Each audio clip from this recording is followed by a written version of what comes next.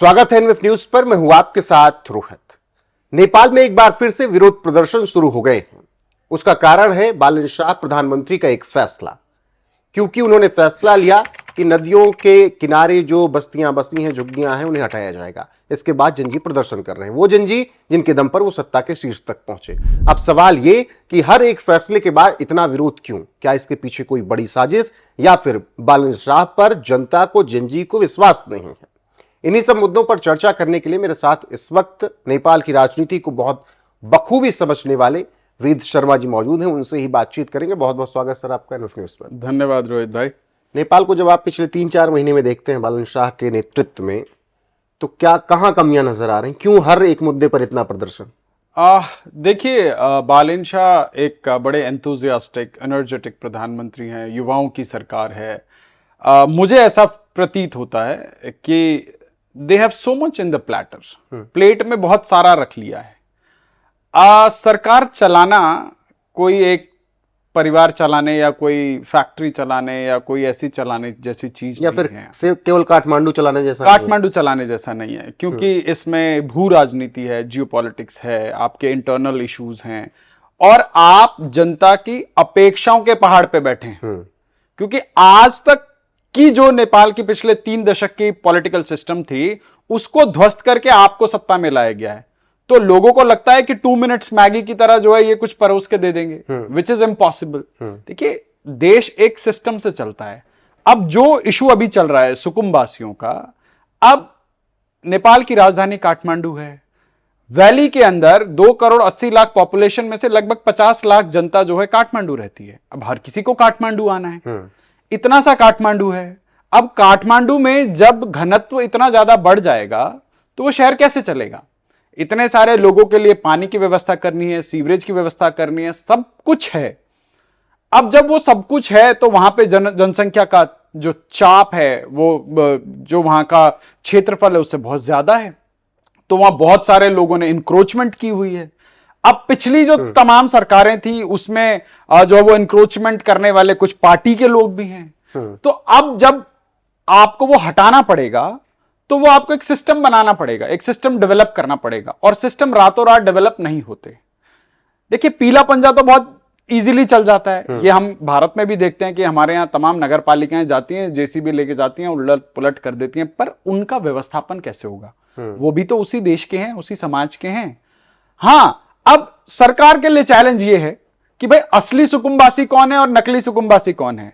भाई किसी का विराटनगर में कई बीघे में जो है जमीनें हैं, उसका वहां घर है, वो काठमांडू में इंक्रोच करके बैठा है, वो कह रहा है जी मैं भी सुकुम्बासी हूं। तो भैया ऐसे तो नहीं चलेगा। भाई सरकार आप सबको जो है राजधानी में घर थोड़ी दे सकती है। उसके लिए आपको जो है पुरुषार्थ करना पड़ेगा, आपको कमाना पड़ेगा। आप कमाइए, इतना बड़ा काठमांडू है, भक्तपुर है, ललितपुर है, कीर्तिपुर है, घर बनाइए, पर सरकार सबको जो है सब कुछ प्लेट में परोस के नहीं दे सकती। लेकिन जो 30 सेकंड की रील देखने वाली जंजी का ये दौर है, वो तो इतना पेशेंस नहीं रखेगी ना कि आपको 5 साल दे। देखिए, बहुत सारी चीज एक साथ चल रही हैं। अभी वहां पे जो है एक युवा ने, जो वहां पे बाइक टैक्सी चलाने वाले युवा ने आत्मदाह किया, उसके बाद एक व्यापारी ने आत्मदाह किया। तो अब क्या होता है, ये बड़े संवेदनशील मुद्दे हैं। जब इस प्रकार का कोई जनहानि होती है तो उसके ऊपर यह देखा जाता है कि सरकार कितनी संवेदनशील है।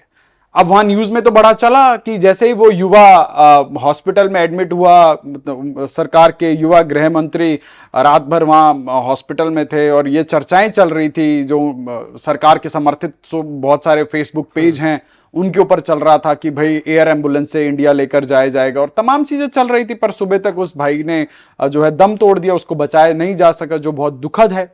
तो अब देखना यह है, क्योंकि देखिए कोई भी दुर्घटना होती है उसके ऊपर सरकार का कदम क्या होता है। जैसे एक उदाहरण के तौर पे, जब पीछे केपी ओली की सरकार थी तो काठमांडू में बाढ़ आई।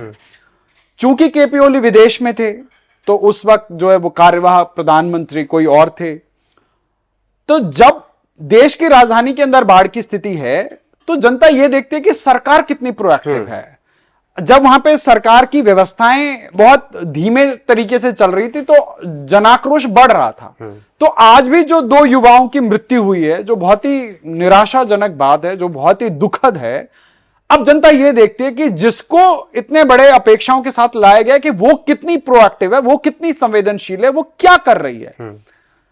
तो अब जो है, जो उनके विपक्ष वाले हैं वो अपना एजेंडा चलाएंगे, जो और वही मैं कह रहा हूं, बैठे वो बालन साहब चलाएंगे। कोई फैसला करते हैं तो तुरंत प्रदर्शन शुरू हो जा रहा है। इसके पीछे आपको क्या लगता है, कोई प्रॉपर साजिश? नहीं, इसमें कोई साजिश नहीं है। ये देखिए बहुत ऑब्वियस है, जिसको आप बिजनेस एज यूजुअल लेकिन कहते हैं। 3 महीने में 4 बार प्रदर्शन हो जाना, 2-3 मंत्री देखिए का इस्तीफा हो जाना। प्रदर्शन तो हर रोज होंगे। प्रदर्शन तो हमारे यहाँ नहीं होते। हमारे यहाँ तो कुछ नहीं हो रहा तो वहां पे दामादों की तरह आके वहां बैठे रहते हैं। इस्तीफे पर तो इस्तीफा ऐसे ही काठमांडू में एक जगह है, जैसे अपने यहाँ पे जंतर मंतर है, ऐसे ही काठमांडू में जो है माइती घर करके जगह है, जहां पे प्रदर्शन के लिए सरकार ने स्थान दे रखा है। लेकिन मेरा सवाल अब यहाँ पर ये कि इतना सुदन गुरुंग का इस्तीफा, फिर एक और इस्तीफा, फिर बालन शाह पर इतने आरोप कि भैया जिस अपेक्षा के लिए बैठाया गया था वो काम नहीं किया, मतलब इतनी जल्दी सब कुछ जो हो रहा है नेपाल नहीं, की देखिए राजनीति में। ये इसमें कोई ऐसी चीज नहीं है कि कोई अननेचुरल हो।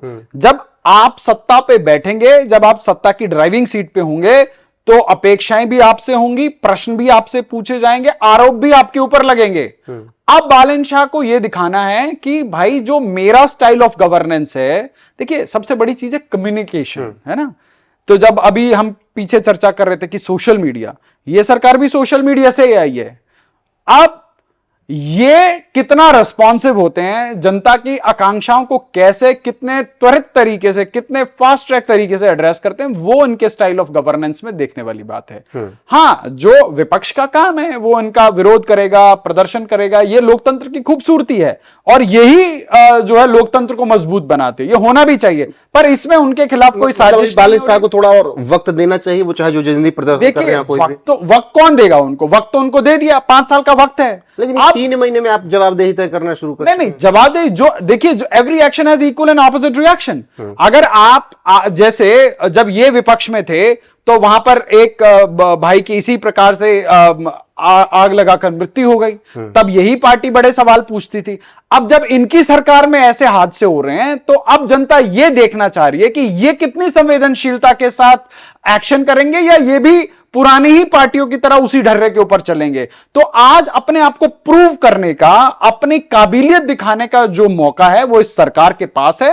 और मुझे लगता है कि ये सरकार जो है, जिस प्रकार से इन्होंने अपना एक 100 पॉइंट का एजेंडा बनाया कि भाई हम, ये हमारी प्रायोरिटीज हैं, इसके ऊपर हम काम करेंगे, और जनता आने वाले दिन में देखेगी कि भाई सरकार ने जो प्रायोरिटीज सेट करी हैं उस पे जो वो कितना खरा उतर रहे हैं, ये जनता को अभी देखना बाकी है। पर हां, 100 दिनों में बहुत जल्दी आकलन कर लेना, मुझे लगता है कि ये थोड़ी सी जो है नाइंसाफी होगी, जल्दबाजी होगी। युवाओं की सरकार है, बेचारे वहां 25-25, 30-30 साल के लोग हैं, अलग अलग प्रोफेशन से आए हैं। बहुत सारे लोगों को तो संविधान की धारा उपधाराओं का नहीं पता, बहुत सारे लोगों को तो ये भी नहीं पता कि हमें कौन सी चीज पे कैसे रिएक्ट करना है। तो पार्टी की तरफ से व्हीप है कि भैया अपने आप को थोड़ा कंटेन करके रखो, मीडिया में आए बाएं शाएं कुछ भी मत बोलो।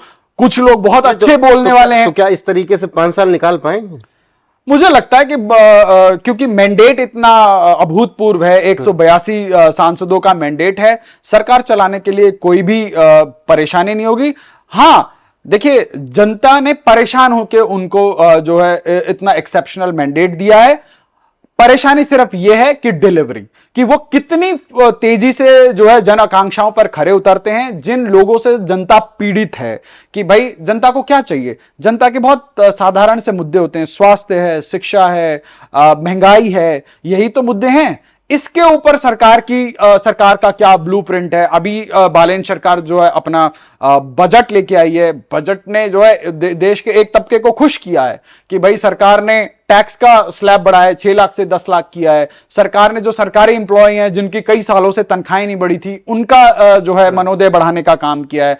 सरकार ने बजट का स्केल अप किया है। तो बहुत सारी चीजें हैं जो है जो एक नेपाल की अर्थव्यवस्था में एक होप क्रिएट करती है कि हां, बट उसके साथ साथ ये जो होप है, ये होप उद्योग जगत को भी साथ में लेकर चलने की एक कवायद जो आवश्यक है नेपाल में। क्योंकि देखिए, उद्योग चलेगा तो देश आगे बढ़ेगा। अगर उद्योग जगत के ऊपर टेरराइज करने की कोशिश की जाएगी तो मुझे लगता है वो सब ठंडे बस्ते में चला जाएगा। तो देश को होप है, देश ने एक बहुत सॉलिड मैंडेट दिया है और बहुत जल्दी इस सरकार को जज करना अतिशयोक्ति होगी। सरकार को काम करने देना चाहिए। सरकार के ऊपर ऐसा कोई प्रेशर नहीं है, मैं नहीं देखता। और जो रही बात जो प्रदर्शन है, ये तो देखिए लोकतंत्र का हिस्सा है, ये हमेशा 12 मास चलेंगे, 5 साल चलेंगे। बिल्कुल। फिलहाल अभी थोड़ा वक्त बालन शाह को देना पड़ेगा। वही इतनी जल्दी नहीं कि 3-4 महीने में हर चीज की जिम्मेदारी, अभी वो समझ रहे हैं चीजों को। हाँ, 6 महीने साल भर बाद उनसे हर एक मुद्दे पर जवाब लिया जा सकता है, लेकिन लगातार हो रहे प्रदर्शनों के बीच उन्हें अब काम करके देना है, क्योंकि प्रोबेशन पीरियड खत्म हुआ है। अब यहां से अगले 6-7 महीने आपसे जवाब मांगे जाएंगे, ये क्यों नहीं हुआ, वो क्यों नहीं हुआ। देखा जाएगा क्या कुछ होता है। बाकी वेद जी, आपको बहुत शुक्रिया नेपाल की राजनीति को इतना अच्छे तरीके से समझाने के लिए। धन्यवाद। बने रहिए हमारे साथ लगातार। नमस्कार।